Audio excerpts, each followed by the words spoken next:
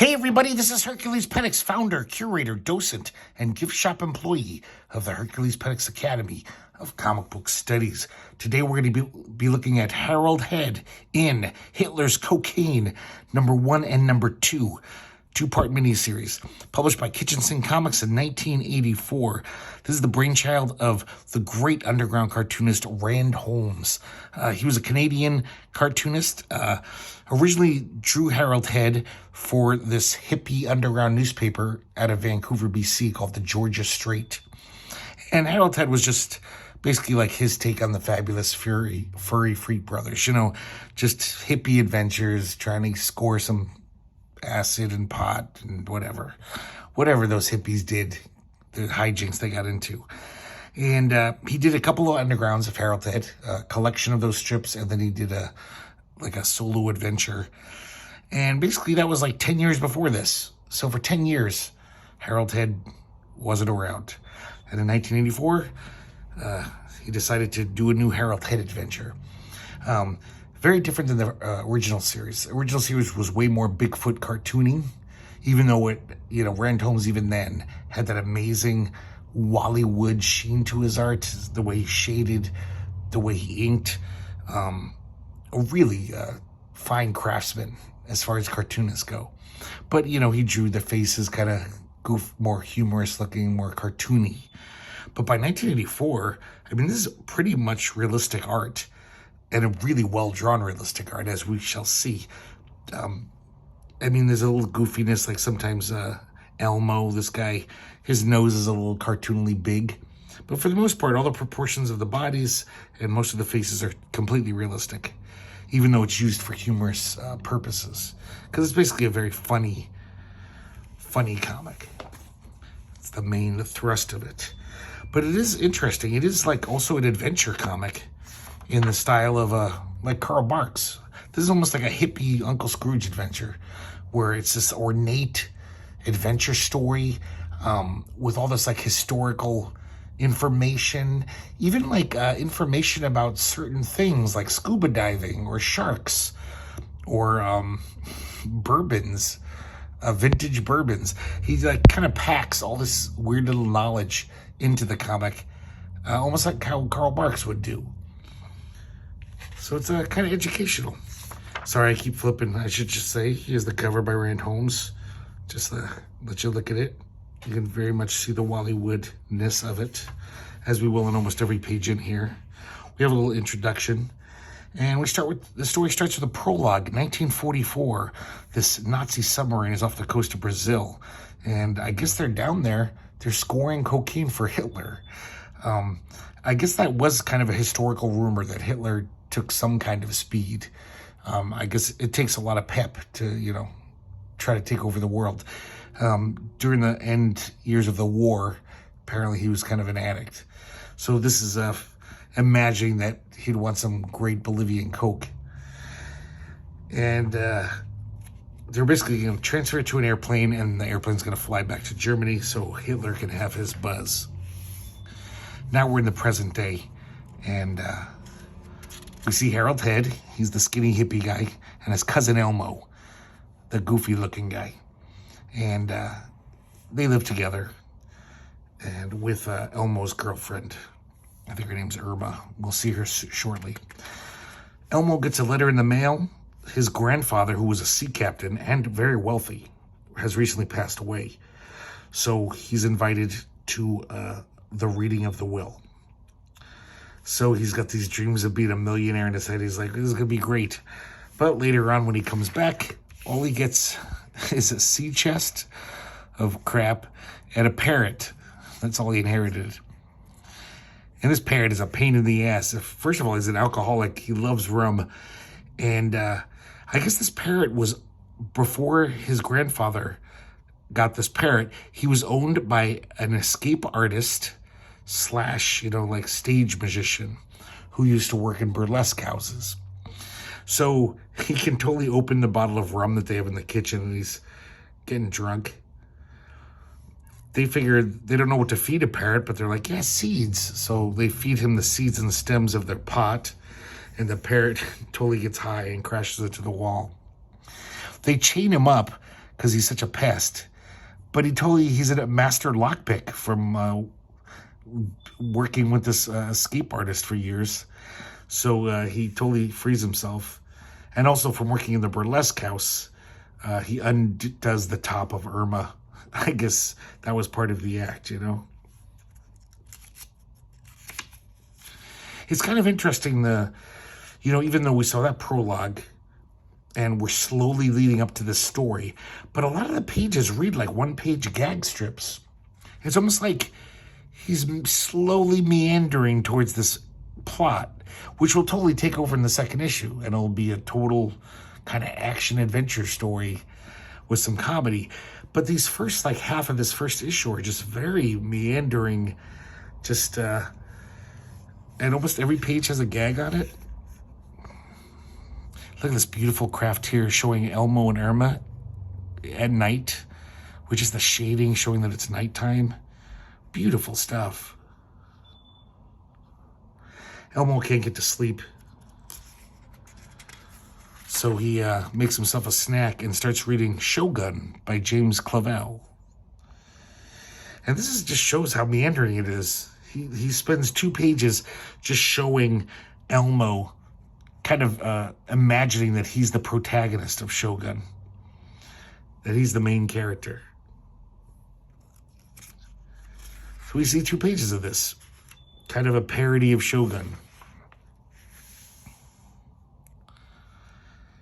And finally he wakes up. So I guess he fell asleep while reading it, and it was all a dream.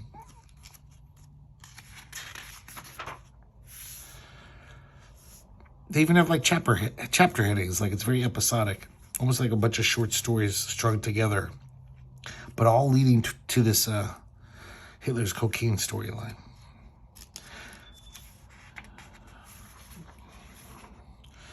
So Elmo's fed up with this parrot.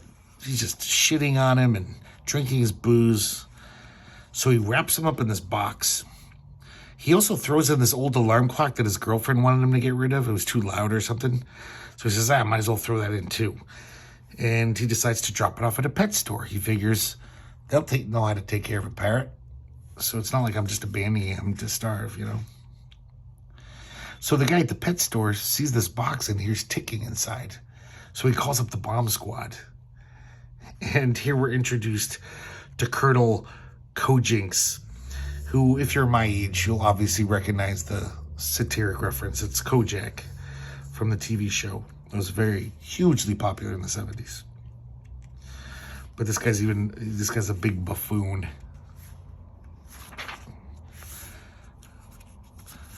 So we find out that I think Kojinks has been in previous Harold Hedd adventures. He's like his foil, who's always trying to bust Harold Hedd. So I guess he always screwed up. So now he's been demoted to the bomb squad. So he goes to the pet store to see what this ticking box is all about. And when they open it up, the parrot comes out, bites him on the nose. And so Kojak and his partner just start shooting up the place, trying to kill the parrot. Just like unloading whole magazines into this, trying to shoot the parrot. And the parrot, thinking to himself, he says, "Taste flaming napalm, Fenderhead." And he shits in their faces and escapes. Here's a little EC Comics reference, specifically Mad. Special Wiebelfitzers, 1995.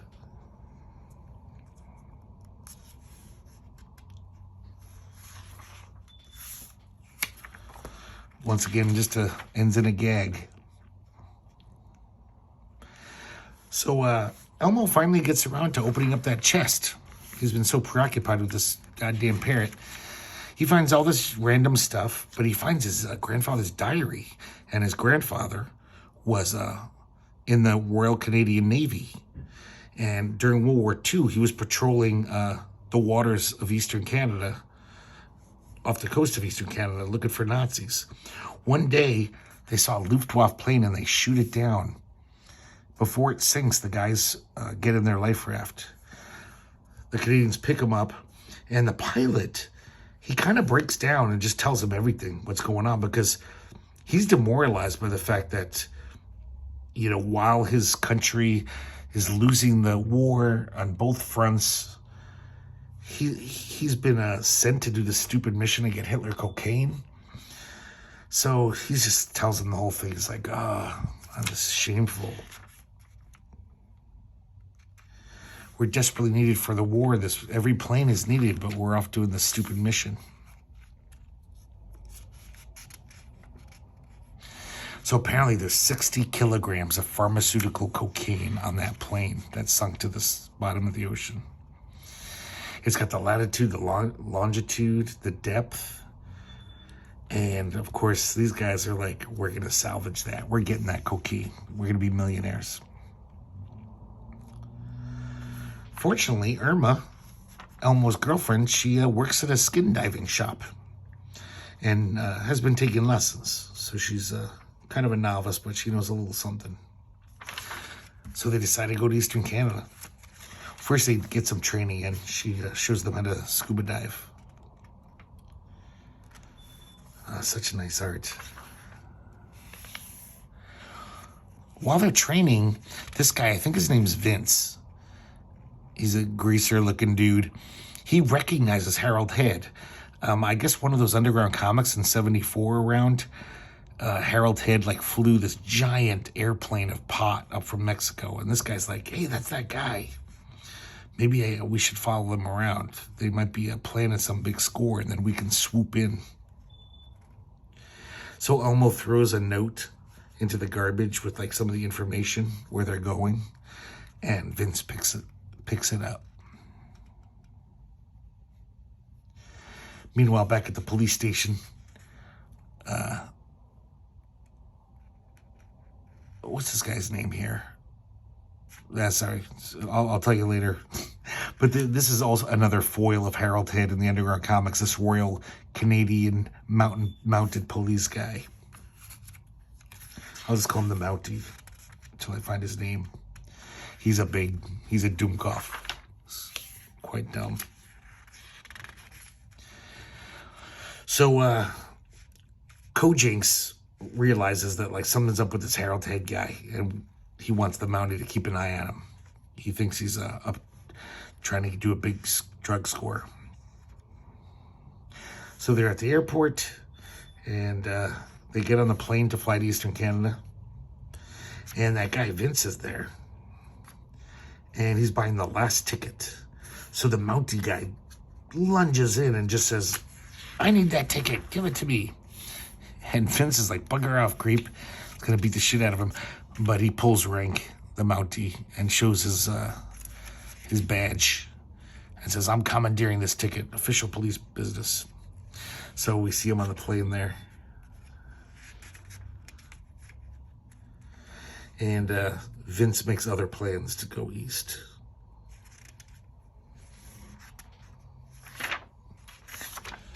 Okay, number 2. It's pretty fun. I like these comics. Once again, these are comics I probably haven't read since like the 80s. I just had them. I knew I liked it.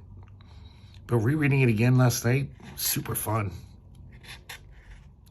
Like this great cover. He draws tits even bigger than Wally Wood, though. he's surpassed his teacher. Here's an ad for those Harold Hedd comics I was talking about. Here's the oversized one that reprints the Georgia Strait strips, and this is the actual underground about him flying the weed up from Mexico. So chapter 5, Peggy's Cove. So they're there. They made it. I think they're in Nova Scotia.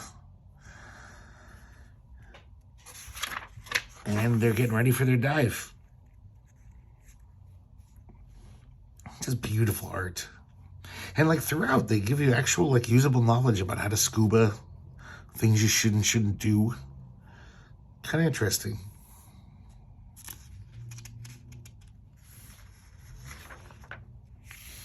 So there's some sharks down there. And they even give you some information about what to do when a shark comes. So she hides in a little cove until the shark leaves. But to escape the shark, to get to that little cove, she went 40 feet below her safe depth. So she's starting to like hallucinate the oxygen's getting weird. She sees this octopus and starts singing Octopus's Garden, and then she imagines herself as being buck naked. She's chasing after this octopus, not realizing a shark is after her.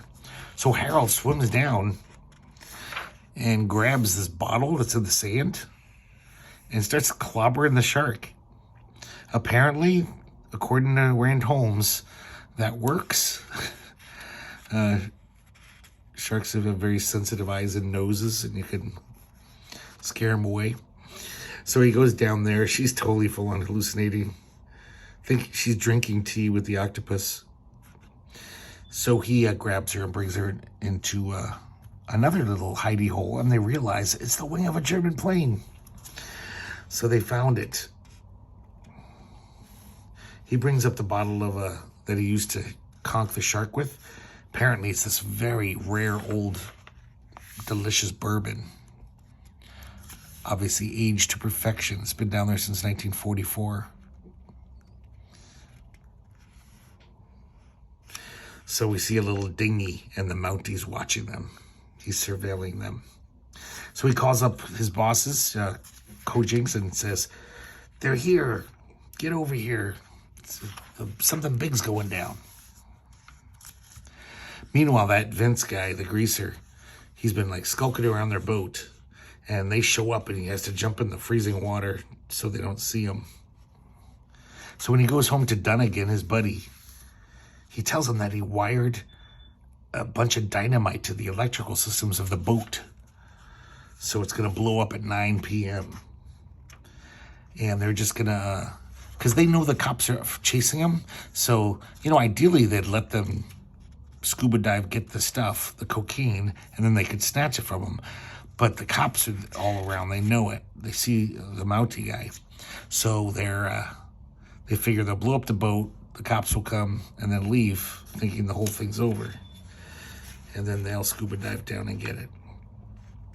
Fortunately, Elmo, because Elmo's a big idiot, he's a buffoon, he fucks up the electrical system. There's a power blowout. And I guess there's not a spare fuse for the kitchen. And that's what the dynamite was attached to. So the ship doesn't explode. And Vinny and Dunnigan are just like, the ship didn't explode. What the hell? It's like, okay, change of plans. I guess we'll just snatch the cocaine if the cops haven't come yet. After they've salvaged it. So they go down there. They get this giant chest from the plane. They're happy as hell. They're like, we're rich. But then all of a sudden they hear an airplane, and it's the Coast Guard. And the Coast Guard, along with Lieutenant Cojinks and his buddies and the Mountie.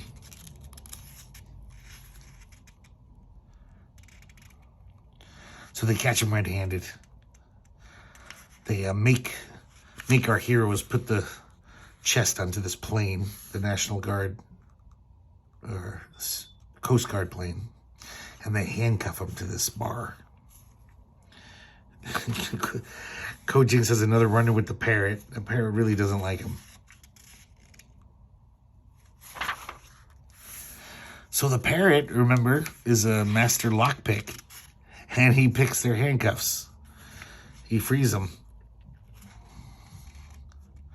So they go to the front of the plane and attack the pilot. Because Harold Hedd, remember, is a great pilot. He did that mission in Mexico. They throw the pilot out the plane, and Vince and Dunnigan have no idea what's going on. They can't really see, but they're like, hey, the plane's taking off. We better make our move. Meanwhile, Elmo is really sick, and he goes to the toilet. I don't know if this is a common thing, but it says, do not flush in flight. I guess that was a thing on a plane. So the plane's in the air, and Cojinks and his two buddies are about to just give him a hail of bullets. They're just going to shoot the shit out of that plane. But luckily, Elmo, he doesn't see that sign and flushes the toilet. He's like, there must be 50 pounds of shit in here. And right when they're flying over, 50 pounds of shit falls right on Kojinks. This is just so Bill Elder. Look at that.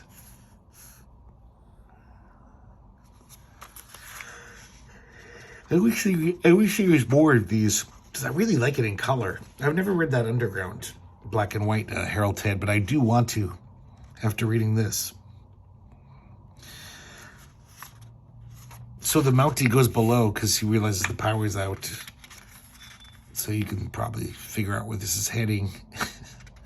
And he clicks the circuit breaker and the dynamite activates and the whole ship blows up right as Vince and Donegan are arriving on the boat. Really great panel there. You can really feel the force of that explosion. Strangely enough, none of them are killed. They all end up floating around on this wreckage from the ship. And now we see an epilogue. Well, one of many epilogues. 2 months later, Harold and Elmo and Irma have their own private island. And I guess Harold picked up this hot babe to party with them on their island. And she's like, I don't understand. How'd you pay for this island? There must have been a lot of coke. He's like, no, there wasn't any coke in the chest at all. It was just spare parts. But we sold the Coast Guard airplane to a marijuana smuggler and made a nice little bit of money there. He's like, oh, so that's how you bought the island. He's like, no, we had to pay back that sea captain. We blew up his boat. So we went to his house to give him the money. And Harold notices on the wall is a framed picture of a ship called the Acadia. And he recognizes that's the name of the wreck he saw when he was at the ocean floor. And the sea captain, this old sea captain, is like, the Acadia, my brother went down on that ship in 1931, a terrible storm. He was a rum runner. Because, that was a big thing. Canada would smuggle booze into America during Prohibition. And apparently 1,200 cases of the finest Scotch whiskey was on that ship. So they team up and they're like, okay, you got your new boat and we'll do all the work. Let's salvage that booze. And they sell it, they fence it to these rich guys through their coke dealer. And they make almost as much money as they would have from the cocaine. They make a lot of money, so they bought this private island. Now we see another epilogue, and we see a plane that's going down. Apparently, a small aircraft collided with the front cabin of this giant, 747 or 707. And the pilot's dead, the co-captain's dead, or co-pilot's dead. And they ask anyone if they have any experience flying, and that old German guy from 1944, the one who didn't like being a mule for Hitler's cocaine, he comes up and with the help of the guys at air traffic, he safely lands the plane. He comes home, his wife's like, oh, you're on TV, you're a hero. He's like, well, I'm just glad that they didn't check my luggage. And he opens his luggage and he's got a lot of fucking money. Probably not an illegal amount of money, especially to take on a plane. And so basically, we find out what happened to that Hitler's cocaine. He went down a few years ago. After years of thinking about it, he salvaged it and sold it. And he felt kind of guilty about it. But at the end of the day, he's like, whatever, what you gonna do? And then this last epilogue, we see the sad fate of Kojinks. And he's busted. So now he's busted out of narcotics and busted down to vice. And he has a humiliating ending. He's the big loser of this comic because he's the man. And in a hippie comic, the cops are always going to get the short end of the stick. So there you have it, Harold Hedd in Hitler's Cocaine, 2-issue miniseries. You should be able to find this pretty easy, I imagine. I remember this being in quarter boxes all through the 80s and 90s. I'm sure now it's in dollar boxes, maybe. But really good stuff. Like I said, it's beautifully drawn, and it's a fun adventure story. It's just kind of nice. So, yeah, give it a shot if you find it. It's definitely worth, even the cover price was $2. These are pretty nice comics. So I hope you enjoyed it, and hope to see you next time here at the Herculespetix Academy of Comic Book Studies.